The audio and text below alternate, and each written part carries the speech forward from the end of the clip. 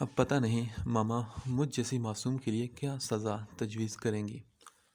میں کینٹین میں انمتا اور ارسلہ کے بیچ بیٹھی پریشانی سے بولی، مجھے تو لگتا ہے کہ تمہارے ناولز آنٹی چھین لیں گی، اور انہیں ایسا ہی کرنا چاہیے کیونکہ اسی وجہ سے تم پڑھتی نہیں ہو۔ انمتا نے اپنا اندازہ لگاتے ہوئے کہا، اللہ نہ کرے انو، تیری شکل اچھی نہیں، لیکن یار بات تو اچھی نکال لیا کر۔ میں نے دہلتے دل کے ساتھ کہا، تم جانتی ہو نا میری جان بستی ہے ان ناولز میں، پھر بھی ایسی بری بری باتیں کرو گی تو میں تو مر ہی جاؤں گی یار۔ میں انتہائی رنجیدہ لہجے میں بولی، جس پر ان دونوں نے ایک دوسرے کو دیکھا۔ مہر، تم مر جاؤ گی تو کتنا اچھا ہوگا نا۔ ذرا سوچو، کبھی تم نے تاریخ میں ایسا سنا یہ پڑھا ہے کہ کوئی ناولز کی محبت میں مر گیا؟ نہیں نا، ہم نے ہمیشہ لیلا مجنو، ہیر رانجھا، سسی پنو کی داستانیں سنی ہیں، لیکن اگر تم مر گئی تو تاریخ کے سنہری پنوں میں ایک منفرد داستان رقم ہو جائیں گی۔ ناولز کی دیوانی مہر کی داستان، واو! ویسے بھی تو تمہیں یونیک کام کرنے کا بہت شوق ہے، اور اس سے بہتر تو کوئی یونیک کام ہو ہی نہیں سکتا۔ تم بہت پاپولر ہو جاؤ گی۔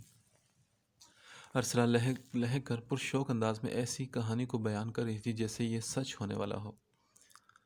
بکواس بند کرو ارسلہ، میں پریشان ہو رہی ہوں کہ ارحام نہ جانے ماما کو کون کون سی پٹیاں پڑھا رہا ہوگا اور تم دونوں کو مذاق سوچ رہا ہے۔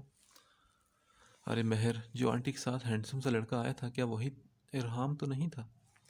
انمتا پوچھ رہی تھی، اور لفظ ہینڈسم پر مجھے ایسے لگا جیسے منہ میں کڑوا بادام آ گیا ہو۔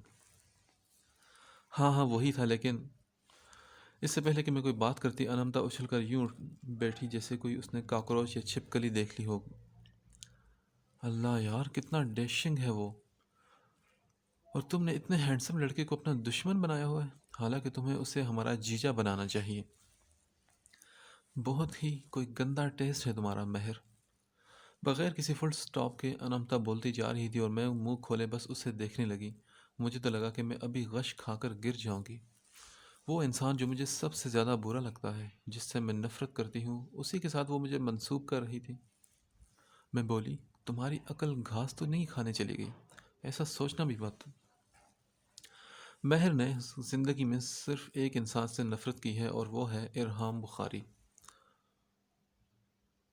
بھلا ایسے کیسے ہو سکتا ہے؟ ایسا سوچنے سے پہلے تو مہر مر جانا پسند کرے گی۔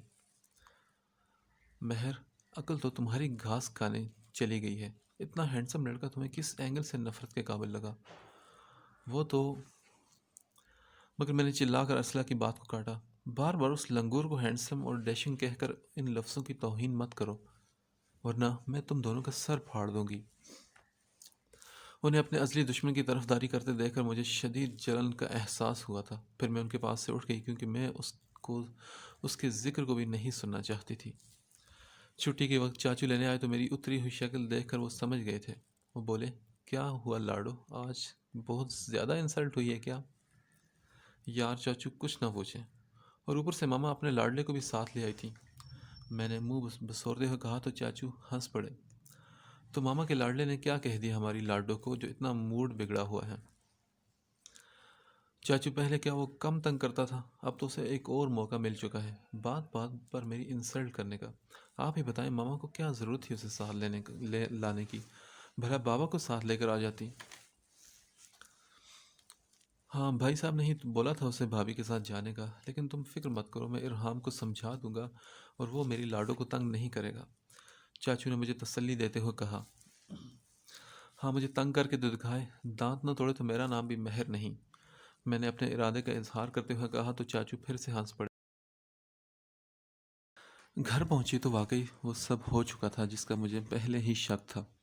ماما میرے سارے ناولز کو ٹھکانے لگا چکی تھی۔ مجھے پھر کہاں کوئی سکون ملنا تھا؟ مجھے تو اپنا کمرہ بھی ناولز کے بغیر کاٹنے کو دوڑتا ہے، تو میں ان کے بغیر کیسے گزارا کر سکتی تھی؟ میں بھاگتی ہوئی فوراً انم چاچی کے پاس گئی۔ چاچی، کیا آپ کو معلوم ہے ماما نے میری بکس کہاں چھپا کر رکھی ہیں؟ بے چینی میرے سر پہ سوار تھی۔ انہوں نے نفی میں سر ہلایا۔ نہیں مہر، مجھے بالکل بھی نہیں معلوم۔ اف یار چچی، آپ کو کیوں نہیں معلوم؟ میری ایک بک بھی نہیں مل رہی، اور مجھے یقین ہے کہ یہ ماما نے ہی کہیں رکھ چھوڑی ہیں۔ اچھا ٹھیک ہے، پہلے تم یونیفارم تو تبدیل کرو، تمہاری بکس بھی مل جائیں گی۔ بالکل نہیں، مجھے تو انہیں دیکھے بغیر چین بھی نہیں ملتا، میں یونیفارم کیسے تبدیل کر لوں؟ اچھا ایسے کرو، بھابھی سے ہی پوچھ لو، ان کو بہتر معلوم ہوگا۔ چاچی نے مجھے مشورہ دیا اور میں مزید پریشان ہوگی، لیکن کیا کروں، پوچھنا بھی لازمی تھا۔ اچھا کدھر ہے ماما؟ وہ اپنے کمرے میں آرام کر رہی ہیں، کہہ رہی تھی کہ سر میں بہت درد ہے۔ ظاہر سی بات ہے چچی، جب گھر میں ایک چلتی پھرتی سر درد ہے تو ان کے سر میں بھی درد ہوگا نا۔ ارحام کی طنز بری آواز پر میں نے مڑ کر اسے دیکھا جو لاپرواہی سے صوفے پر بیٹھا تھا۔ تم تو میرے منہ نہ ہی لگو تو اچھا ہے۔ ہاں مجھے بھی تمہارے منہ لگنے کا کوئی شوق نہیں محترمہ، ویسے کبھی تم نے اپنا منہ آئینے میں دیکھا ہے؟ میرے خیال میں ایک دفعہ تمہیں دیکھ ہی لینا چاہیے، ورنہ تمہیں یہ بات کہنے کی ہمت نہ ہوتی۔ وہ میری بات کے جواب میں طنز کرتا میرے غصے کو مزید ہوا دے چکا تھا۔ میرے منہ لگنے کا شوق نہیں محترم، مگر میرے معاملے میں یا میری باتوں میں ٹانگ گھسانے کا بہت شوق ہے تمہیں۔ اللہ جانے کس مٹی کے بنے ہو تم۔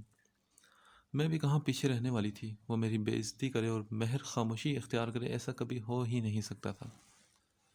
اچھا مہر، تم کس قدر خوش فہمی میں رہتی ہو، میں اتنا فارغ نہیں ہوں جو تم جیسی فضول لڑکیوں کے فضول معاملوں اور فضول باتوں میں اپنا قیمتی وقت برباد کروں۔ فضول تو تم ہو، بدتمیز انسان جسے لڑکیوں سے بات کرنے کی بھی تمیز نہیں۔ اس کا فضول کہنا مجھے بے انتہا برا لگا تھا۔ مجھے فضول کہہ کر تم اس حقیقت کو ٹال نہیں سکتے۔ تم ایک انتہائی ذلیل انسان ہو اور تمہاری وجہ سے ہی میری ماما مجھے ڈانٹتی ہیں، اور آج تمہاری ہی وجہ سے ماما نے میری بکس بھی چھین لی۔ تم ہی ہو میرے ازلی دشمن۔ مجھے اگر ایک خون معاف ہوتا تو میں تمہارا خون کرنے میں ایک لمحہ بھی نہ لگاتی۔ غصے میں جو منہ میں آیا میں بس بکتی چلی گئی، اور ہوش تو تب آیا جب ماما بھی اپنے کمرے سے باہر آئیں۔ وہ بولی، مہر یہ کیا طریقہ ہے بات کرنے کا؟ میں نے ماما کو دیکھا اور پھر اس کے لبوں پر اب شرارتی مسکان تھی، جیسے کہہ رہا ہو کہ اب آئے گا مزہ۔ ماما آپ نے میرے ناولز کہاں رکھے ہیں؟ میں نے ان کی بات اور گھوری کو نظر انداز کرتے ہوئے کہا، لیکن وہ بھی میری ماں ہی تھی۔ اگر میں نے ان کی بات کو نظر انداز کیا تو بدلہ انہوں نے بھی لینا چاہا، تبھی وہ خاموشی سے کچن کی طرف بڑھ گئی۔ میں دیوانہ وار ان کی طرف بڑھی۔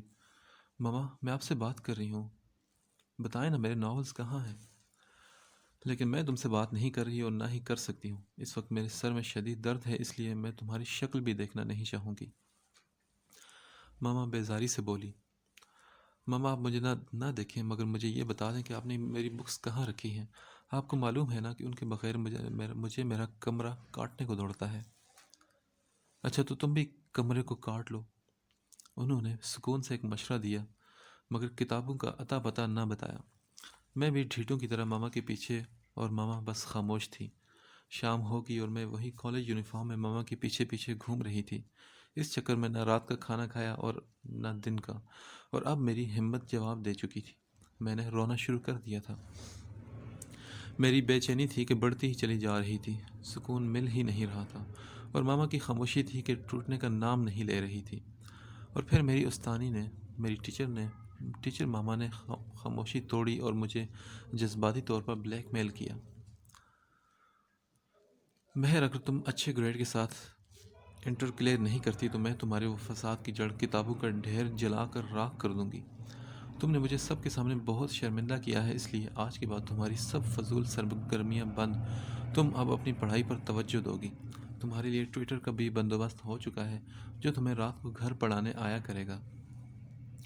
ماما نے سختی سے بتایا تو میں نے تعجب سے ماما کو دیکھا اور برا سا منہ بنایا اور بولی، آپ سے یہی امید تھی ماما، کبھی تو مجھ پر ظلم کم کر دیا کریں۔ اتنے میں ارحام بھی آ چکا تھا وہاں۔ وہ بولا، گھی جب سیدھی انگلی سے نہ نکلے تو انگلی ٹیڑھی کرنی ہی پڑتی ہے۔ اس کی بات سن کر میں دانت پیس کر رہ گئی۔ یہ لنگور نہ جانے کیوں میری باتوں میں ٹانگ اڑائے بغیر نہیں رہ سکتا تھا۔ ماما سامنے ہی بیٹھی تھی، ورنہ جواب تو میں اسے لازمی دیتی۔ ٹھیک ہے ماما، میں دن رات ایک کر کے پڑھوں گی، مگر آپ میری بکس واپس کر دیں، ان کے بغیر تو میرا جینا ہی محال ہو جاتا ہے۔ میں نے اس ایڈیٹ پر لعنت بھیج کر ماما سے پھر سے اپنی کتابوں کا مطالبہ کیا، مگر میرا معصوم سا مطالبہ سختی کے ساتھ رد کر دیا گیا۔ چاچو اور پھپھو نے بھی سفارش کی تو ماما نے ان کو بھی اچھی خاصی جھاڑ پلا دی۔ تم دونوں بہتر ہوگا اس معاملے سے دور ہو، کیونکہ مہر کو بگاڑنے میں سب سے زیادہ تم دونوں کا ہی ہاتھ ہے۔ بجائے اس کی اصلاح کرنے کے اس کے الٹے کاموں میں ساتھ دیتے ہو۔ حد ہوتی ہے یار. ویسے تم دونوں کی بھی کچھ لگتی ہے یا نہیں؟ اور جو یہ تم دونوں اس سے بڑے معمول سے کہانیاں سنتے ہو، کبھی اس کے ٹیسٹ وغیرہ بھی دیکھے ہیں کہ پڑھائی میں اس کا کتنا ہی لیول ہے؟ آج تک ہمارے بچے اتنے گندے گریڈ نہیں لیتے جتنے یہ تم لوگوں کی لاڈلی لیتی ہے. بغیر کسی لحاظ کے ماما نے پھپھو اور چاچو کو کھری کھری سنا دی تھی، اور پھر وہ بے بسی سے مجھ سے بولے، مہر، اب ہم تمہاری کوئی مدد نہیں کر سکتے. بہتری اسی میں ہے کہ اب اپنی پڑھائی پر توجہ دو.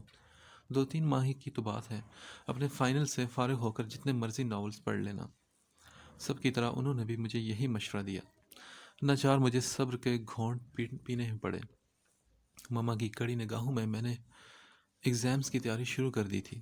اندر ہی اندر اپنے دل کو تھپک تھپک کر سلاتی جو ناولز پڑھنے کی دہائی دیتا. ہائے، کیا ہوتا اگر میری ماما بھی ناول پڑھتی، اور پھر کبھی وہ مجھے ناول سے نہ روکتی. پھر تو وہ میرے جذبات کو ضرور سمجھتی.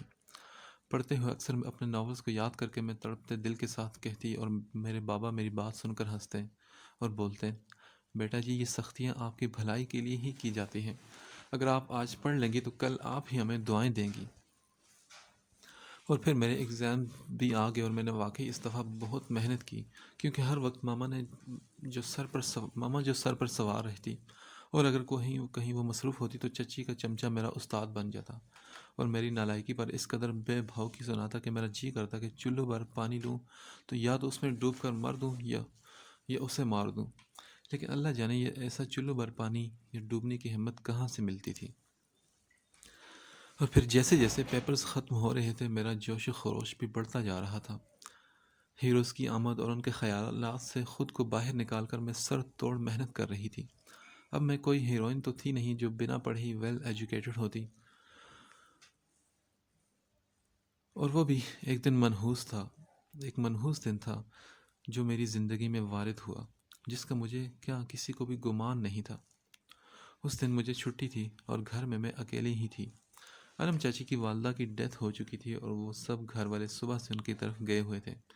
کام والی بھی کام ختم کر کے جا چکی تھی. میں اپنی کتابیں لے کر لاؤنج میں آ گئی.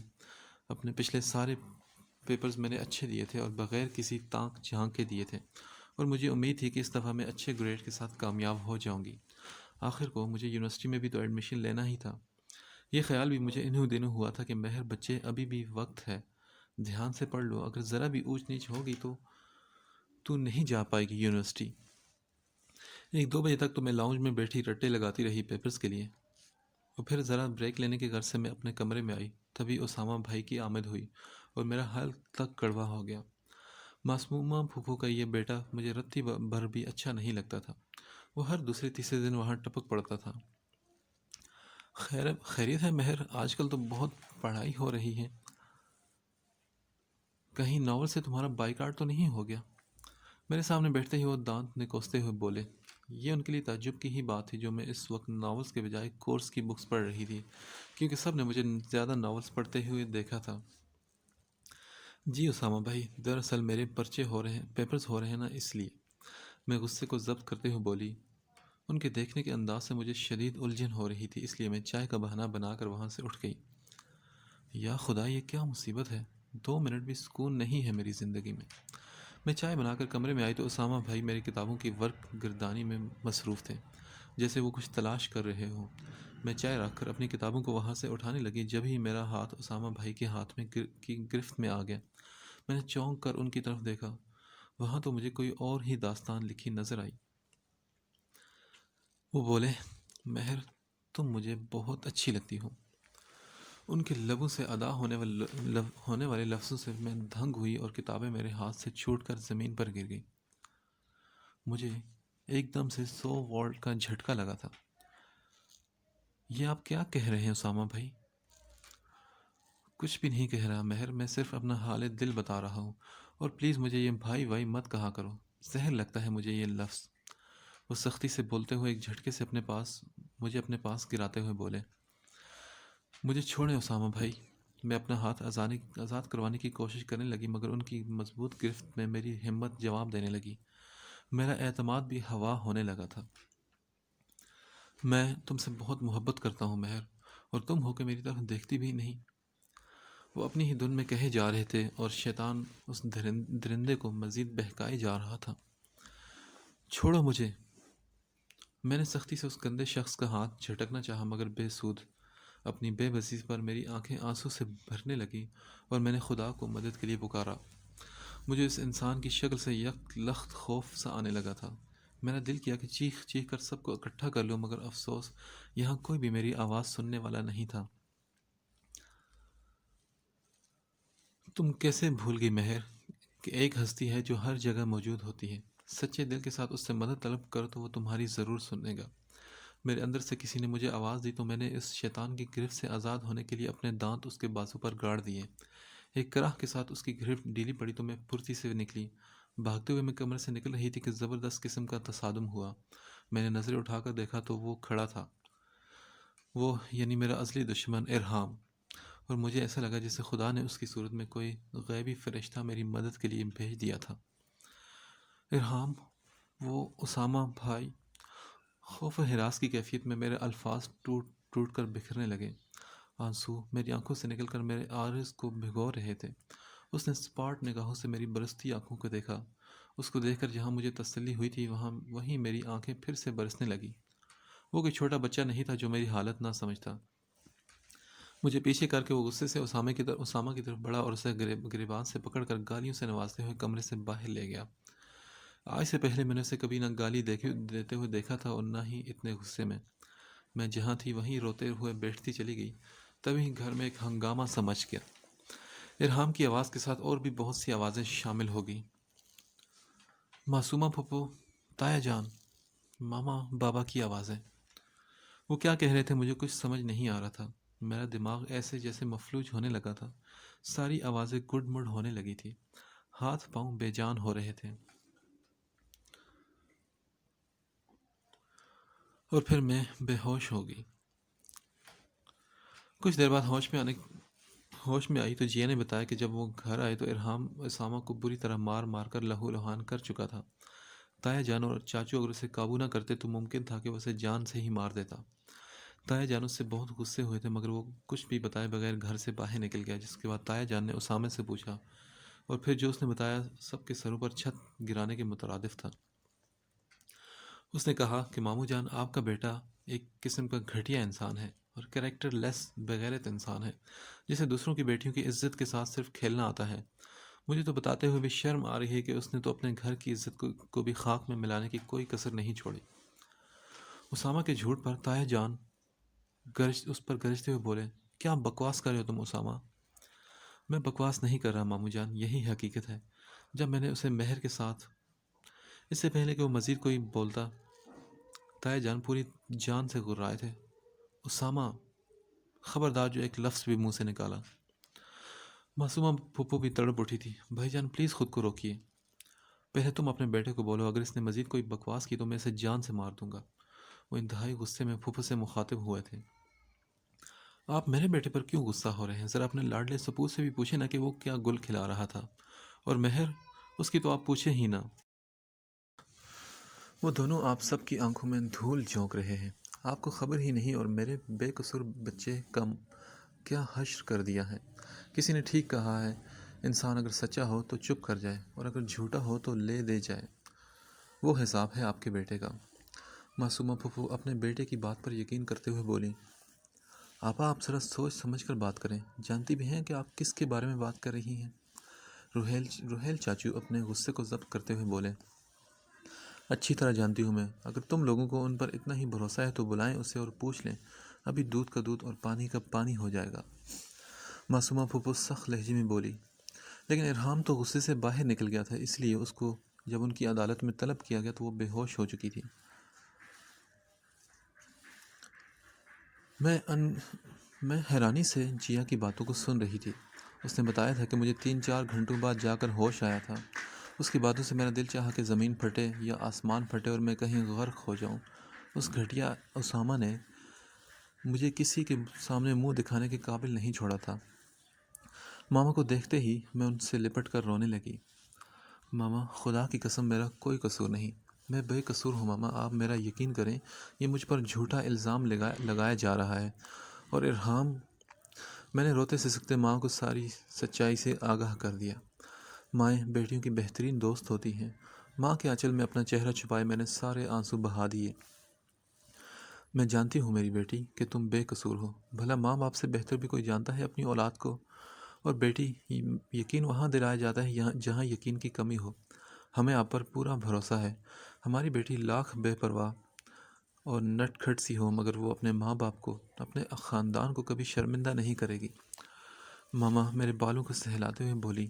ان کی آواز میں غم کا عنصر شامل تھا۔ وہ اس وقت پہلی والی ماما نہیں تھی جو مجھے ہر وقت ڈانٹتی اور غصہ ہوتی رہتی تھی۔ کچھ لوگ اپنی غلطیوں پر پردہ ڈالنے کے لیے دوسروں پر کیچڑ اچھالنا شروع کر دیتے ہیں تاکہ اس کا قصور کسی کو نظر نہ آئے۔ اسی طرح اسامہ نے کیا تھا اور میرا دل کر رہا تھا کہ میں مار مار کر اس کا حشر بگاڑ دوں۔ مجھے ارحام کے لیے بھی بہت برا لگ رہا تھا۔ وہ جو فرشتہ بن کر آیا تھا اس کے کردار پر بھی بہتان لگ گیا تھا۔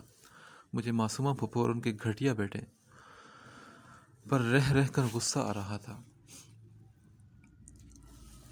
چلو مہر بیٹا، اب اٹھ کر فریش ہو جاؤ، صبح تمہارا پیپر بھی ہے اور اس کی تیاری بھی کرنی ہے۔ اس بات کو کوئی بھیانک خواب سمجھ کر بھول جاؤ۔ ماما نے پھر کمرے سے باہر جاتے ہوئے کہا اور مجھے یاد آیا کہ ہاں، صبح تو میرا آخری پیپر تھا جس کی تیاری میری ابھی بھی ادھوری تھی۔ اور پھر اس منحوس واقعے کی وجہ سے میرا آخری پرچہ باقیوں کی نسبت بہت زیادہ خراب ہوا تھا۔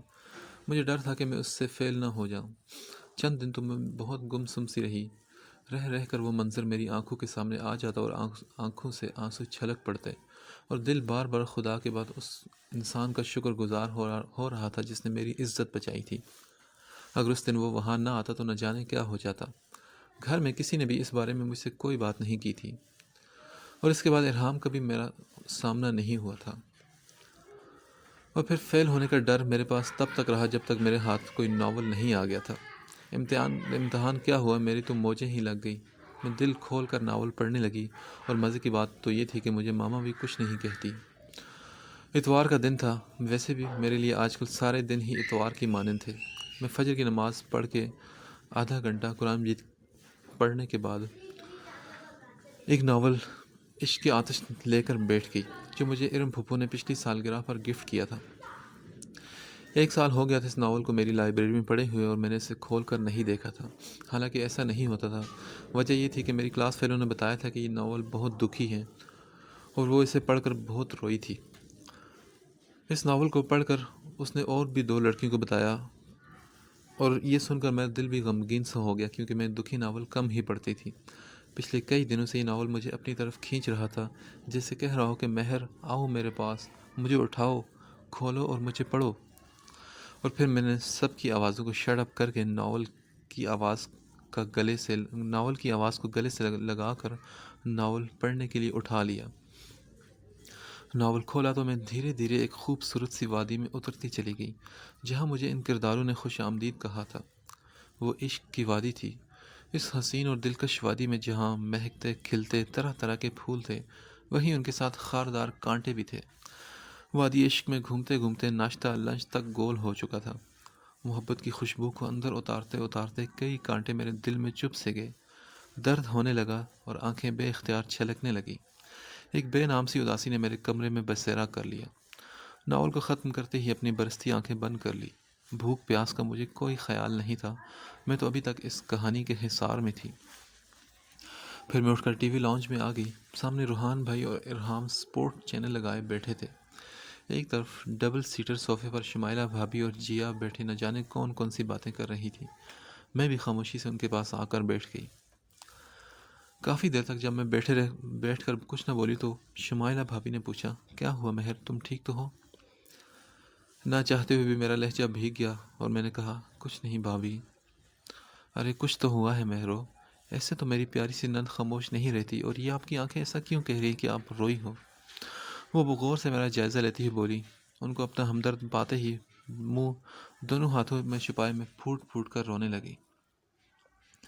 وہ پریشان ہو گئی اور بولی، مہر کیا ہوا چندا، کچھ تو بولو۔ بھابھی وہ بہت درد ہے بھابھی۔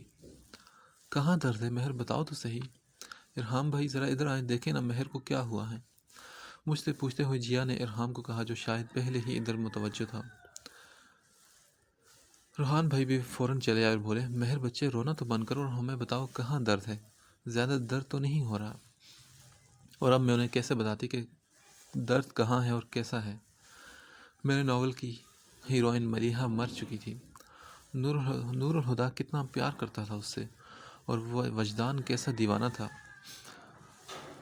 کہانی نے بہت رلایا، لفظ لفظ میں ایسی تاثیر تھی کہ دل کو جکڑ لیا تھا۔ مجھے پھوٹ پھوٹ کر روتے دیکھ کر ارحام کمال سکون سے بولا، میرے خیال میں یہ مرض لا علاج ہے۔ وہ تینوں میرے رونے سے سخت پریشان تھے، مگر وہ اس سچویشن میں بھی بالکل سکون سے نظر آ رہا تھا۔ کیا مطلب ہے تمہارا؟ بھابھی نے ناسمجھی سے اسے دیکھا تو وہ بولا، مطلب یہی ہے کہ محترمہ کا آج پھر کوئی مر گیا ہوگا ناول میں، تبھی تو یہ آنسو بہائے جا رہے ہیں۔ اوہ واقعی؟ بھابھی نے تعجب سے مجھے دیکھا، جیسے انہیں یقین نہ آ رہا ہو۔ مہر یار، تم نے تو ڈرا ہی دیا ہمیں، رونے سے پہلے ہمیں وجہ بتا دیا کرو کہ تم کسی فرضی کردار کے مرنے پر رو رہی ہو، ہم لوگ خواہ مخواہ پریشان ہو رہے تھے۔ جیا نے میرے رونے کی اصل وجہ جان کر پچھتاتے ہوئے کہا، جیا تمہیں تو اندازہ ہونا چاہیے نا، آخر یہ کوئی نئی بات تو نہیں تھی۔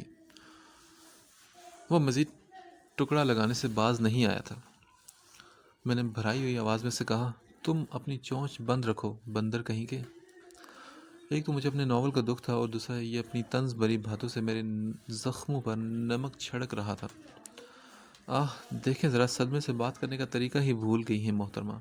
ویسے یہ بھی کوئی اتنی نئی بات نہیں ہے، یہ تو تمہاری خوبی ہے کہ بدتمیزی اور بد اخلاقی سے پیش آنا۔ میں تمہارا سر پھاڑ دوں گی ارحام کے بچے، اگر تم نے اپنی بک بک بند نہ کی تو۔ روحان بھائی نے بھی ارحان کو ڈانٹا، ارحم یار نہ تنگ کرو میری بہن کو۔ میں وہاں سے اٹھ گئی اور میں پچھتا رہی تھی کہ اس کی موجودگی میں مجھے یہاں پر آ کے رونے کی کیا ضرورت تھی۔ بھابھی نے مجھے اٹھتے دیکھ کر پوچھا، مہر کہاں جا رہی ہو یار؟ محترمہ یقیناً ارم پھپھو کے ساتھ سوگ منانے جا رہی ہوں گی۔ بالکل نہیں، ہاں تمہاری قبر لازمی کھودنے جا رہی ہوں، میں غصے سے بولی۔ اس کا مسکراتا چہرہ مجھے اس وقت انتہائی زہر لگ رہا تھا، دل کر رہا تھا کہ مکہ مار کر اس کی بتیسی کو توڑ پھوڑ دوں۔ ویسے وہ سچ ہی کہہ رہا تھا، یعنی میرے رونے کی اسے کوئی پرواہ ہی نہیں، میرے دل پر کیا بیت رہا ہے اس کی بلا سے۔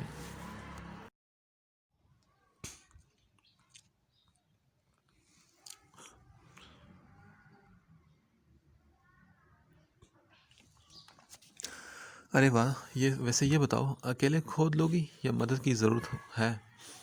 وہ بھی نہایت ڈھیٹ تھا۔ میں مزید کوئی جواب دیے بغیر پھوپھو کی طرف آ گئی، کیونکہ ایک وہی تو تھی جن کے ساتھ مل کر میں ملیحہ اور وجدان کے دکھ کو بانٹ سکتی تھی۔ ناول لورز کا دکھ اور خوشی صرف دوسرا ناول لورز ہی محسوس کر سکتا ہے۔ وہ کہتے ہیں نا کہ جس تن پر بیتی وہ تن ہی جانے۔ اس میں بھی ایسا ہی تھا۔ اپنا دکھ کبھی کسی ایسے انسان سے نہ بانٹو جسے ناول کے کرداروں کا پتہ بھی نہ ہو، ایویں ہمارے ننھے سے جذبات کا مذاق بناتے ہیں۔ وہ تو بس یہی کہتے ہیں کہ یار یہ کیا، تم ایک فرضی کردار کے لیے رو رہی ہو، فضول ہی آنسو بہا رہی ہو۔ اب ان لوگوں کو نہیں معلوم کہ ناول ریڈر جب کہانی کو پڑھتا ہے تو پڑھتے سمے وہ بالکل اصل دنیا سے کٹ کے اس کہانی کا حصہ بن جاتا ہے۔ قاری اور کہانی کے کرداروں کا آپس میں ایک خوبصورت سا بندھن بن جاتا ہے، تو پھر ان کی خوشی سے قاری خوش ہوتا ہے۔ جب دو محبت کرنے والے ملتے ہیں تو قاری ان محبت کرنے والوں کا گواہ بنتا ہے۔ جب وہ بچھڑتے ہیں تو ناول پڑھنے والے کا دل بھی غم کی نگری میں ڈوب جاتا ہے، اور جب کوئی منو مٹی تلے جا سوتا ہے تو وہ بھی نینوں کٹوروں کو لبالب بھرے خوب روتا ہے۔ آخر اس نے ایک وقت گزارا ہوتا ہے اس کے ساتھ۔ مہر کبھی تو چھوڑ دیا کرو ان موئی رسالوں کی جان، اگر فارغ ہو تو بجائے ان میں وقت ضائع کرنے کے گھرداری ہی سیکھ لو۔ ماما جو ابھی ہی اسکول سے واپس آئی تھی مجھے ڈانٹتے ہوئے بولی، ماما ابھی بہت وقت ہے ان کاموں کو سیکھنے کا، فی الحال میرے پاس اتنا وقت نہیں۔ میں لاپرواہی سے جواب دیتی بولی، اور یہی میری غلطی تھی کہ ماما کو میں نے سنجیدہ نہیں لیا، اور پھر ایک فلائنگ چپل سیدھی میری سر پر آ کر لینڈ ہوئی۔ اوئی ماما!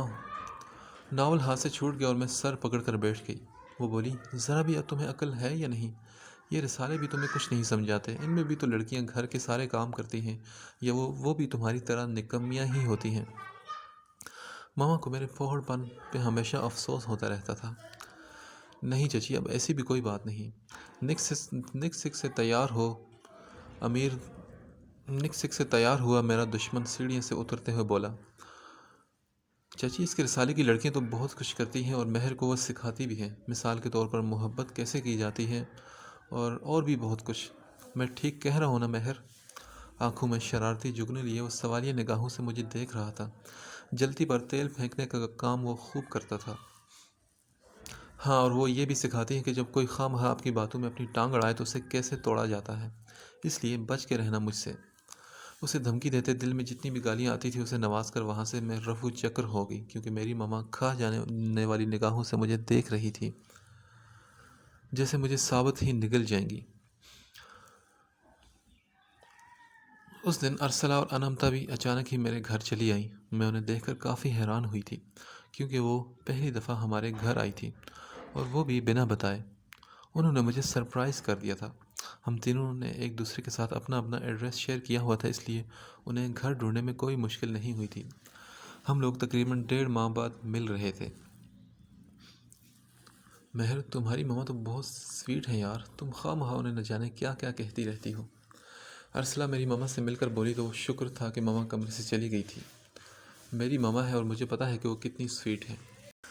ارے واہ، ویسے یہ بتاؤ، اکیلے کھود لوگی یا مدد کی ضرورت ہے؟ وہ بھی نہایت ڈھیر تھا۔ میں مزید کوئی جواب دیے بغیر پھوپھو کی طرف آ گئی، کیونکہ ایک وہی تو تھی جن کے ساتھ مل کر میں ملیحہ اور وجدان کے دکھ کو بانٹ سکتی تھی۔ ناول لورز کا دکھ اور خوشی صرف دوسرا ناول لورز ہی محسوس کر سکتا ہے۔ وہ کہتے ہیں نا کہ جس تن پر بیتی وہ تن ہی جانے۔ اس میں بھی ایسا ہی تھا۔ اپنا دکھ کبھی کسی ایسے انسان سے نہ بانٹو جسے ناول کے کرداروں کا پتہ بھی نہ ہو۔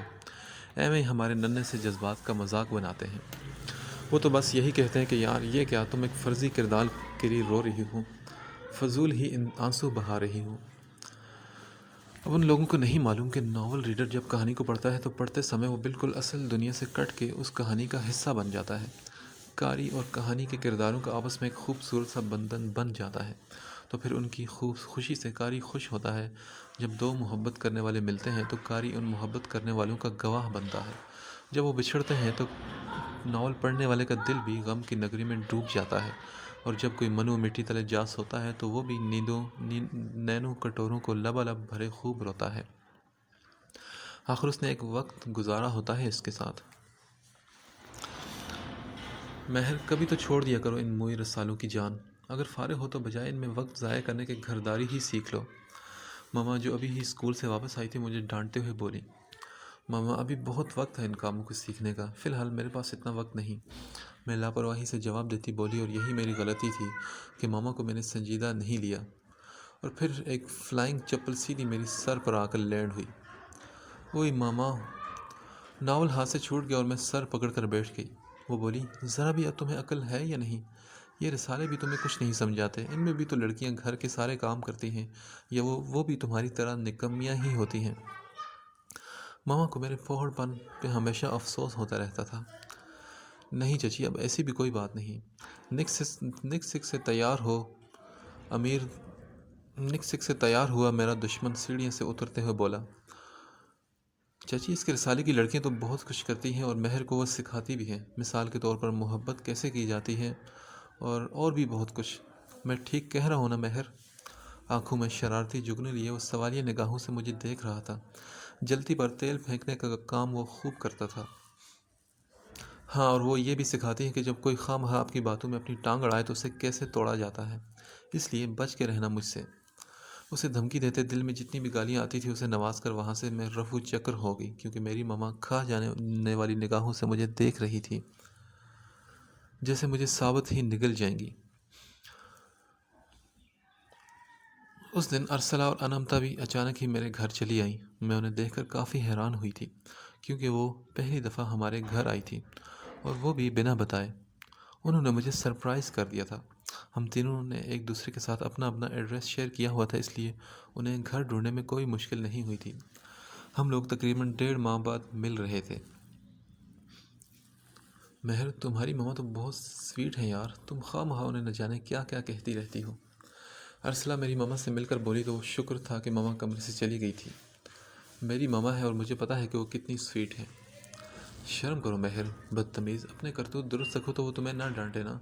جب حرکتیں ہی تیری گندی ہونی ہیں تو سویٹ ماں کو تو بنتا ہے نا اپنی بگڑی ہوئی اولاد کو نکیل ڈالنا۔ انمتا بھی تڑخ کر بولی، لیکن افسوس تو ایسی بگڑی ہوئی گھوڑی ہے جسے نکیل ڈالنا، نکیل کا بھی کوئی اثر نہیں ہوتا۔ تم دونوں یہی بکواس کرنے آئی تھی میرے پاس؟ نہیں یار، ہم تو تیری ملیحہ کا افسوس کرنے آئے تھے جس کا تم پچھلے 2 دنوں سے رو رو کے بتا رہی تھی۔ ہاں تو اور کیا، ہمیں لگا شاید ملیحہ کا آج کل ہوگا تو اپنی دوست کی حوصلہ افزائی کرنے ہی آتے ہیں اور ساتھ ہی اس کی کل کی بریانی بھی کھائیں گے۔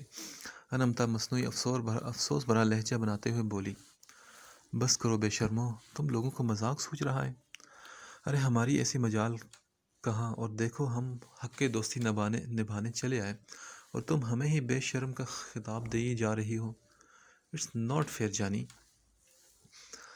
ہماری باتیں جاری تھی کہ تبھی جیا اور ماما لوازمات سے بھری ٹرے لیے کمرے میں داخل ہوئی تو ان کی چلتی زبانیں بند ہوئی۔ آنٹی، کیا ضرورت ہے یہ تکلف کرنے کی؟ ارے پیاری، اس میں تکلف کی کیا بات ہے؟ ماما مخصوص شیریں لہجے میں بولی۔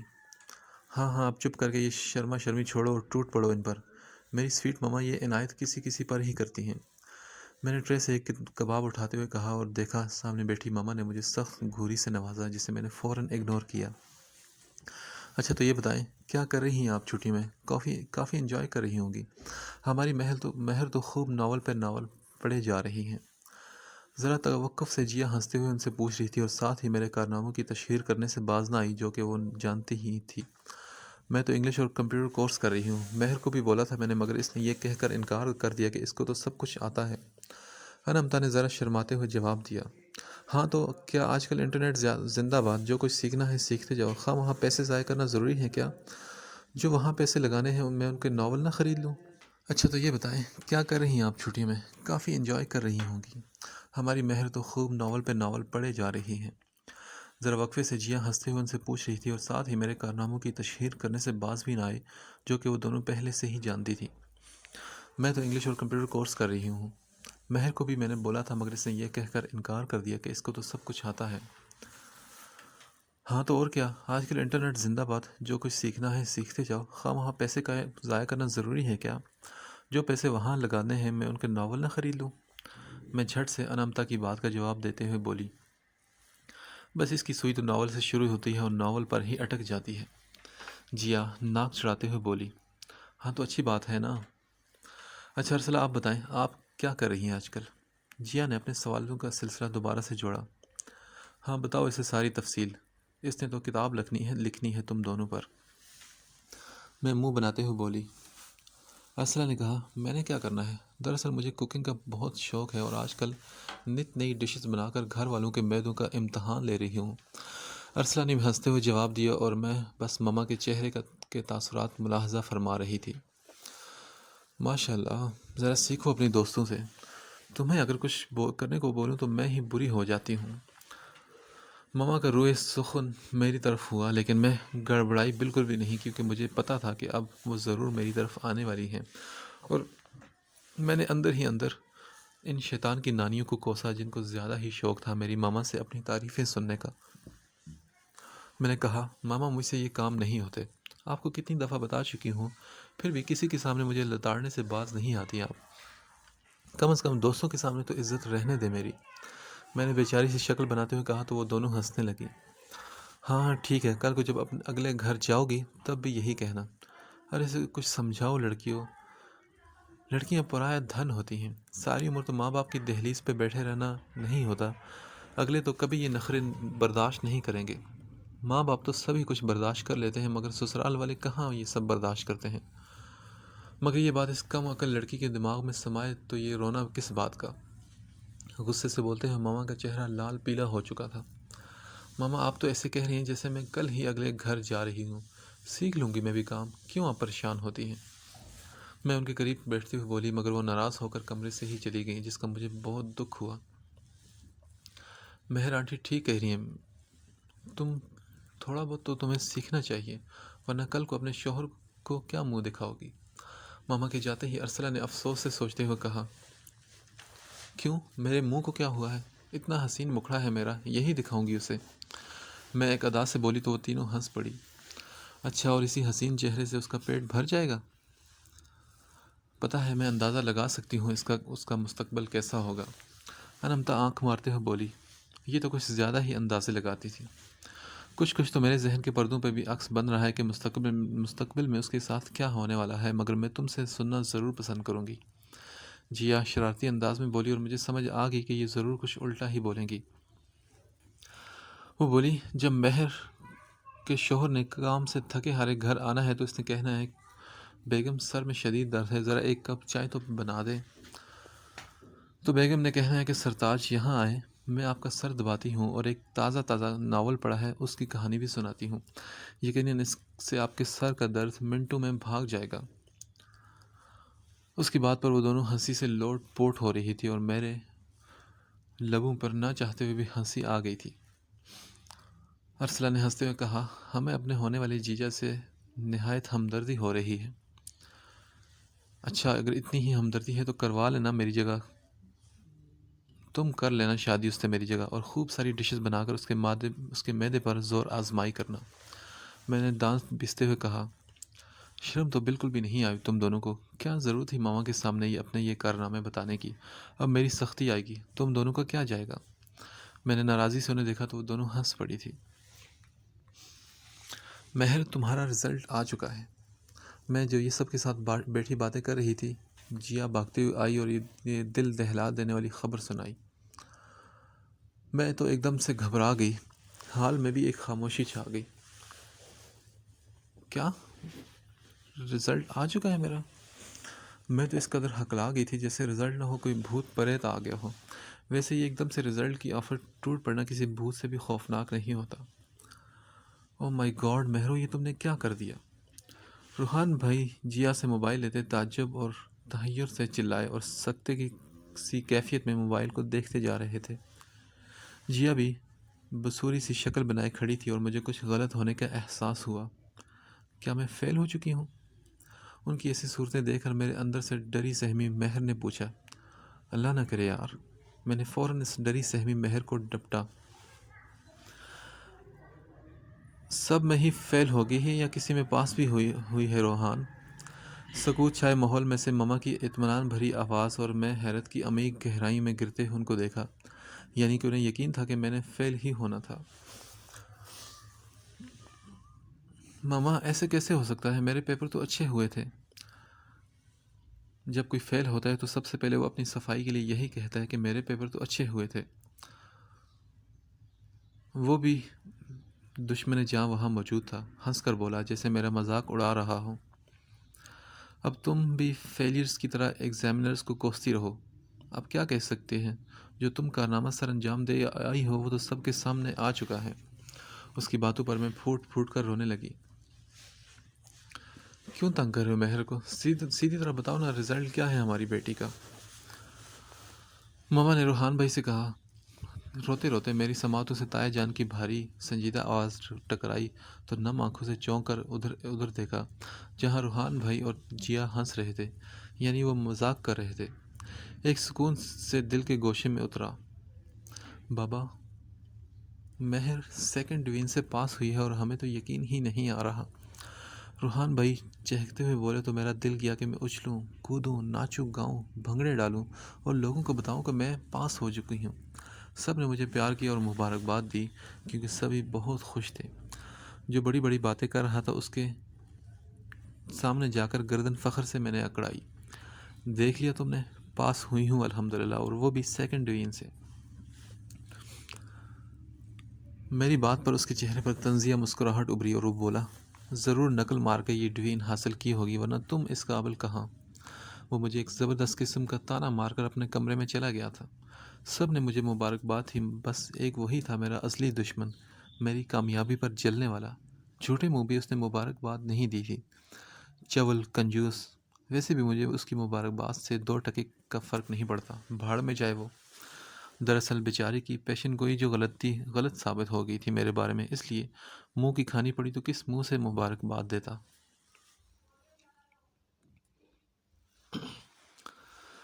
اگلے دن شمائلہ بھابھی اور جیا کے ساتھ میں نے شاپنگ کا پروگرام بنایا تو بدقسمتی سے بھابھی نے اسے ہی بولا لے جانے کو، کیونکہ روحان بھائی گھر پر نہیں تھے اور روہیل چاچو بھی انم چاچی کے ساتھ اپنے سسرال گئے ہوئے تھے۔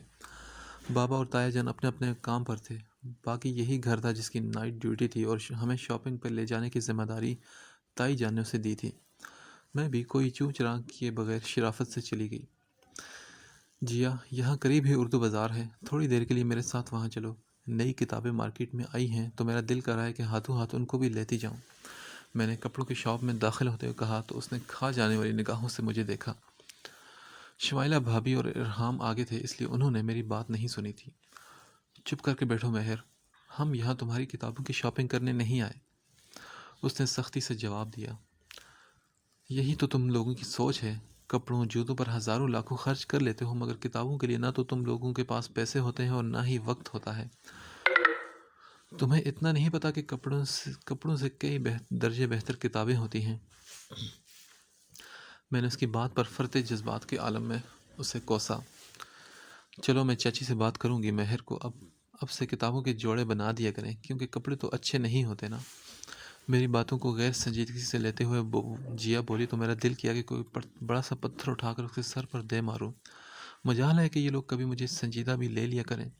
مجھے بہت دکھ ہوتا تھا جب میں کتابوں کی اس طرح ناقدری ہوتے ہوئے دیکھتی۔ پھر میں بے دلی سے شاپنگ میں ان کا ساتھ دیے جا رہی تھی۔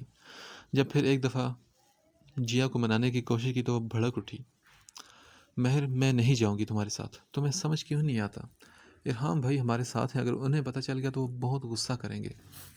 ارے وہ کون ہوتا ہے ہم پہ غصہ کرنے والا؟ تم نے نہیں جانا تو نہ جاؤ، میں تو ضرور جاؤں گی، دیکھتی ہوں کہ کون غصہ کرتا ہے۔ ارحام کے نام پر میں ڈھٹائی سے بولی۔ وہ کون ہوتا ہے ہم پر غصہ کرنے والا؟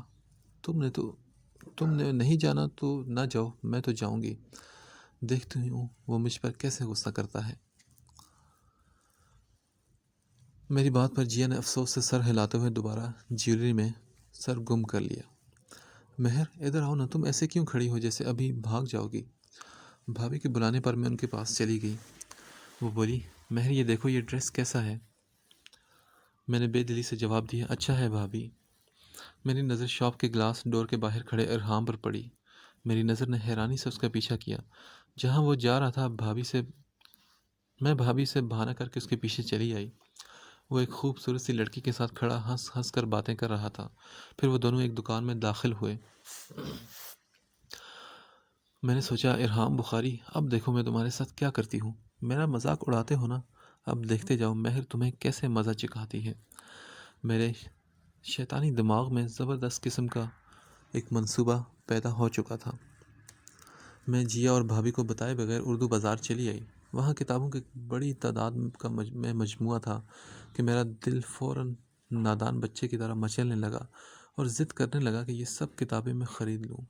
میں وہاں گھوم پھر کر ایک ایک کتاب کو دیکھنے لگی۔ سارے ناولز خریدنے کے لیے تو نہیں، ہاں مگر 3-4 ناول خریدنے کے جتنے پیسے تو تھے ہی میرے پاس۔ میں نے اپنی پسند کے 3 ناول پیک کروائے۔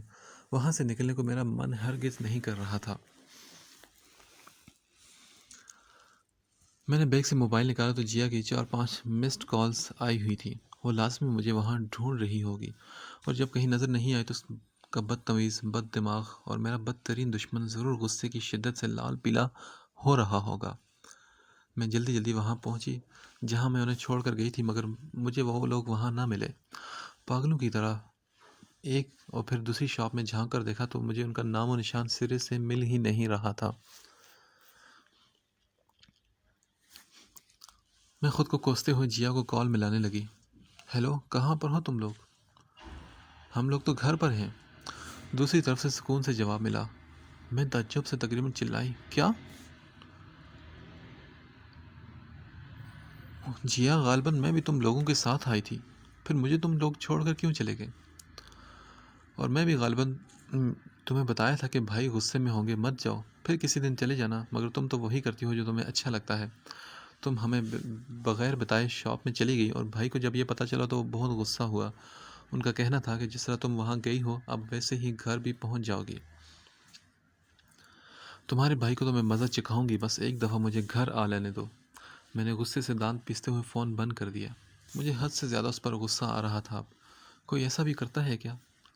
میں اب ہونکوں کی طرح ادھر ادھر دیکھ رہی تھی۔ اندر ہی اندر مجھے ڈر بھی لگ رہا تھا۔ میں ایک طرف کھڑے ہو کر روہیل چاچو کو فون کرنے لگی اور انہیں ساری صورتحال بتائی۔ انہوں نے 15-20 منٹ میں آنے کا کہا۔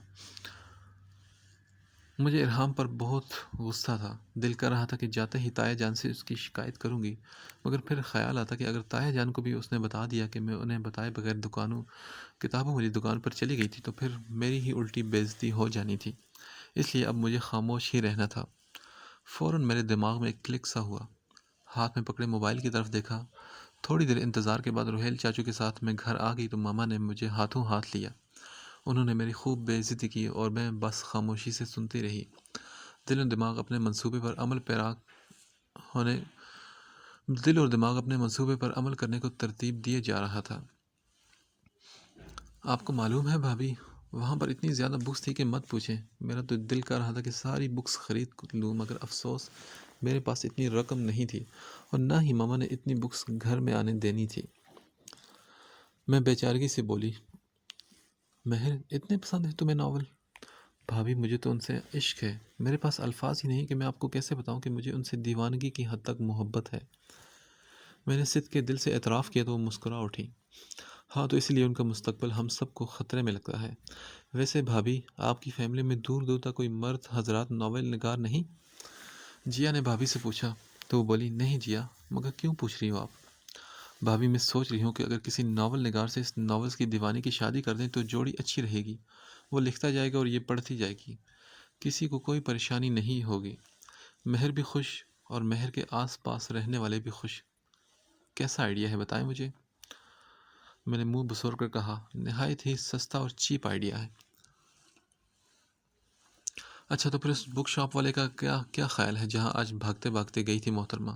پھر تمہیں ناول خریدنے کی ضرورت بھی نہیں پڑے گی، جتنے چاہے پڑھ لینا۔ جی اب شرار سے بولی، تم رہنے دو، اس بارے میں سوچنا تو اچھی بات ہے۔ اس کی بات پر مجھے بالکل بھی ہنسی نہیں آ رہی تھی۔ بھائی جیا، ہماری مہر کو جہان سکندر یا سالار سکندر جیسے کوالٹی کے ہیرو چاہیے، آپ کہاں ان بک سیلر اور ناول نگار سے ملا رہی ہیں؟ بھابھی کی بات پر میں شرما سی گئی۔ ویسے میری یہی خواہش تھی کہ اگر جہان سالار یا عمر جہانگیر جیسا کوئی بھی نہ ملا تو کوئی ایسا ہو جو میری طرح ناول پڑھتا ہو، پھر وہ مجھے روک ٹوک نہ کرے، ورنہ مجھے تو سب نے بہت ڈرا سا دیا ہوا تھا کہ جب تمہاری شادی ہو جائے گی تو یہ ناول پڑھنے کا بھوت خود بہت ہی اتر جائے گا۔ رات کو ڈنر کے بعد میں تایا جان اور تائی جان کے پاس گئی۔ ارحام بخاری سے بدلہ تو لینا تھا مجھے، اس کی نائٹ ڈیوٹی تھی اس لیے وہ ابھی تک گھر نہیں لوٹا تھا۔ میں پوری منصوبہ بندی کے ساتھ تایا جان اور تائی جان کو اپنے منصوبے کے گھیرے میں لے چکی تھی۔ تائی جان، آپ کو نہیں لگتا کہ ارحام کی اب شادی کر دینی چاہیے؟ میں تھوڑی دیر ادھر ادھر کی باتیں کرتے ہوئے تائی جان سے مخاطب ہوئی۔ میری بات کو سن کر ان دونوں میاں بیوی نے مجھے چونک کر دیکھا۔ بیٹے، میں تو اس سے کہہ کر تھک چکی ہوں، مگر اس کا تو ابھی تک یہی کہنا ہے کہ ابھی اسے وقت چاہیے، نہ جانے اس لڑکے کو اور کتنا وقت چاہیے۔ تائی جان، کیا پتا وہ کسی کو پسند کرتے ہوں اور آپ کو بتانے میں جھجک رہے ہوں۔ ارے مہر چندہ، ایسی کوئی بات نہیں، ایسی ہی بات ہے تائی جان۔ میں نے پھر آج اس لڑکی کے ساتھ بنائی ارحام کی ساری تصویریں اور ویڈیو دکھائی جس میں اس لڑکی کے ساتھ وہ کافی ہنس ہنس کر باتیں کر رہا تھا۔ تائی جان تو صحیح معنوں میں پریشان ہو گئی تھی اور تایا جان بس خاموش تھے، اور میں جانتی تھی کہ وہ اندر ہی اندر اپنے بیٹے کو گالیوں سے نواز رہے ہوں گے، اور اب اس کی خیر بھی نہیں تھی، اور میرا دل اندر ہی اندر باغ باغ ہو رہا تھا۔ اپنے تصور کے پردے میں اسے تایا جان سے ڈانٹ پڑتے دیکھ رہی تھی۔ پھر میں اپنے کمرے میں بیٹھی ناول پڑھ رہی تھی جب وہ کسی طوفان کی طرح پھٹاک سے دروازہ کھولتے میرے کمرے میں داخل ہوا۔ میں نے اسے غصے سے کہا، یہ کیا طریقہ ہے؟ کیا تمہیں ذرا بھی مینرز نہیں کہ لڑکیوں کے کمرے میں کیسے داخل ہوتے ہیں؟ اوہ، تو مہر شاویز کے مینرز کے دنیا بھر میں چرچے ہیں نا؟ وہ دانت پیس کر میری بات پر طنز کر رہا تھا۔ اس سے پہلے کہ میں دوبارہ اپنا منہ کھولتی وہ غصے سے چلا اٹھا، تم نے میرے خلاف ماما بابا سے کیا بکواس کی ہے بدتمیز لڑکی؟ میں نے کوئی بکواس نہیں کی، اور تم میرے ساتھ اس طرح اونچی آواز میں بات مت کرو، میں نے انہیں وہی بتایا ہے جو سچ ہے، سمجھے؟ اچھا تو میں بتاؤں سچ کیا ہے اور کیا نہیں؟ وہ میرے بازو کو اپنی مضبوط گرفت میں لیتا غصے سے بولا تو مجھے لگا جیسے ابھی میری جان نکل جائے گی۔ میرا بازو چھوڑو ارحام، تمہیں شرم آنی چاہیے۔ میرے معاملے سے دور رہو مہر شاویز، ورنہ میں تمہارا بہت برا حشر کروں گا۔ ایک جھٹکے سے میرے بازو کو چھوڑتا وہ جس طرح آیا تھا ویسے ہی باہر نکل گیا۔ تبھی جیا کمرے میں داخل ہوئی۔ میں نے اسے کہا، تمہارا بھائی ایک نبل کا جاہل اور گوار ہے۔ یہ جنگلی کسی اینگل سے ڈاکٹر نہیں لگتا۔ لڑکیوں سے کس انداز میں بات کی جائے اسے تو یہ تک معلوم نہیں۔ بکواس بند کرو بدتمیز، تم نے جو بھائی کے افیئر کے بارے میں جھوٹی افواہ پھیلائی ہے نا، وہ بھی کوئی سینس کی بات نہیں۔ وہ لڑکی جس سے وہ کل ملے تھے وہ بھائی کی دوست کی بیوی تھی اور ان کی کولیگ بھی۔ ہم بھی ان سے ملے تھے، مگر تم تو وہی کرتی ہو نا جو تم دیکھتی ہو، اور تمہارا دل و دماغ بس سما جاتا ہے۔ تمہیں لگتا ہے کہ بس تم ٹھیک ہو اور باقی سب گئے بھاڑ میں۔ وہ بھی اپنی بھائی کی طرح کافی غصے میں لگ رہی تھی۔ اس کی بات پر مجھے لگا کہ شاید میں نے واقعی کوئی غلطی کر دی تھی۔ ماما نے بھی پھر اچھی خاصی لان تان کی تھی مجھے۔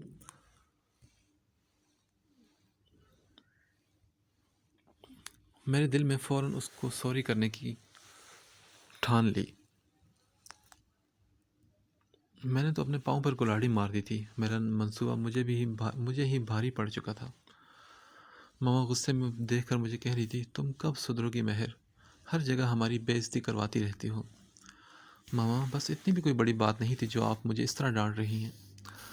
چپ کرو مہر، خدا کا واسطہ ہے اپنی یہ کینچی کی طرح تیز چلتی زبان کو لگام دو۔ یہی سارے فساد کی جڑ ہے۔ آئی ایم سوری ماما، مجھے معاف کر دیں۔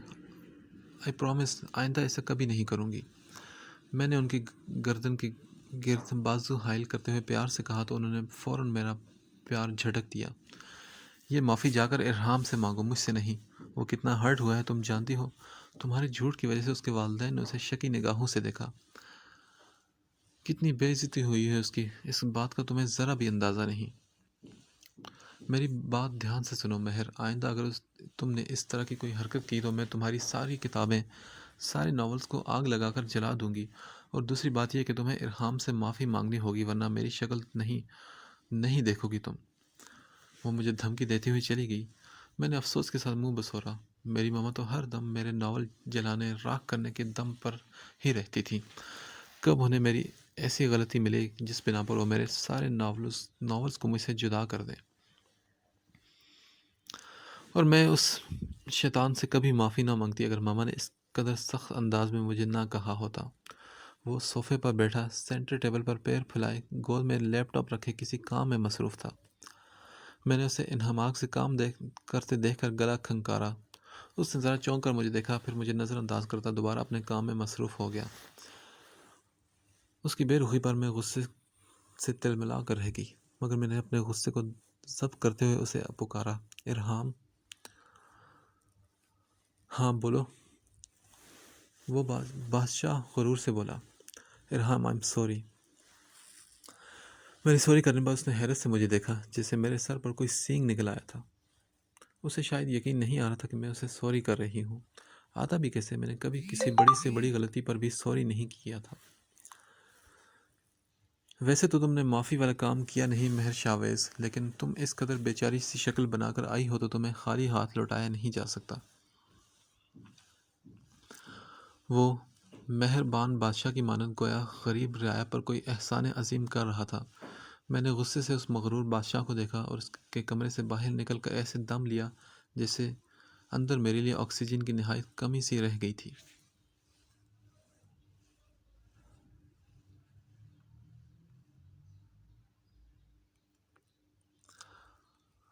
میں نے ارسلہ اور انمتا کے ساتھ ہی BA میں ایڈمیشن لے لیا تھا۔ میری زندگی بہت مزے سے گزر رہی تھی اور میری زندگی میں تو ہلچل نہیں بلکہ میری خوبصورت خوابوں بھری زندگی خوفناک زلزلے میں اس وقت آ گئی جب میں نے وہ خبر سنی۔ میں جو چاچو کے پاس کسی کام سے جا رہی تھی کہ جب میری گناہ گار سماعت سے تایا اور تائی جان کی آواز ٹکرائی۔ وہ بول رہے تھے کہ بیگم، میں نے شاویز سے بات کر لی ہے، اب وہی ہوگا جو میں چاہتا ہوں۔ مجھے مہر اپنے ارحام کے لیے بہت پسند ہے۔ یہ تایا جان تھے جو دھونس جمانے والے انداز میں بات کر رہے تھے۔ مگر مہر تو ابھی بچی ہے، شادی جیسی ذمہ داری کیسے اٹھا پائے گی؟ تائی جان ان کو سمجھانے کی کوشش کر رہی تھی، مگر تایا جان اپنے نقطے سے 1 انچ بھی ہلنے والے نہیں لگ رہے تھے اور ان کی باتوں سے تو میں چکرا کر رہ گئی تھی۔ میں چپ چاپ اپنے کمرے میں آ گئی۔ بے یقینی ہی بے یقینی تھی۔ بھلا وہ اسے کیسے سوچ سکتے ہیں، میرے اور اس کے بارے میں؟ اف، دل تو میرا کر رہا تھا کہ میں اونچی اونچی آواز میں چیخوں اور کہوں کہ نہیں، ایسا مر کر بھی نہیں ہو سکتا۔ میں مہر شاویز اپنے ہوش و حواس میں ارحام سے شادی سے انکار کرتی ہوں۔ میرے دل میں ارحام کے لیے تو مزید غصہ اور نفرت بڑھ چکی تھی۔